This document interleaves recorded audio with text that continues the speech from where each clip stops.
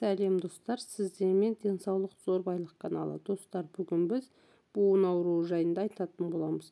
Бұл буын ауруы жасты алғамайды, үлкенді де және кәрі жасты да ауыра береді бұл аурумен. Қазір жас адамдар әсіресе буын ауруымен көп ауырып жатыр.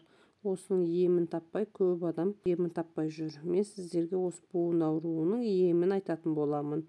Егер каналым ұнап жатса, достар, каналыма тіркеліп, лайк басып, комментария жаза кетіңіздер. Буын ауруының түрлері өте көп. Артрит, артроз, полиартрит деген түрлері өте көп. Бұлда буын ауруында қақсап, сырқырап буындар ауыратын болады, ісінеді. Буын ауырған кезде мұздай суға және қатты ыстық суға салуға болмайды, және қатты күшпен уқалауға да болмайды.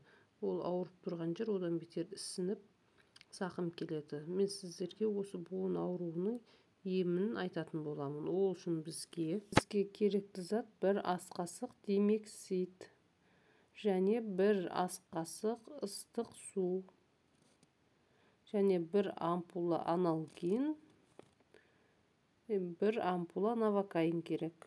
Осының барлығын бір ыдысқа құйып, жақсылап араластырасыздар.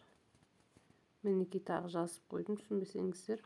Барлығын жақсылап араластырып, ауырған жерге жағасыздар.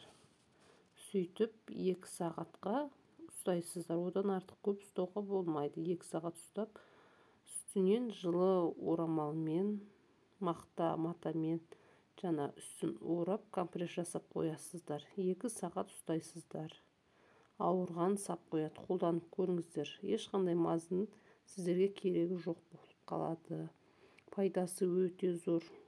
Қазіргі кезде көп адам буын ауруымен ауырады. Осыны қолданып көріңіздер. 1-2 күнде емін аласыздар.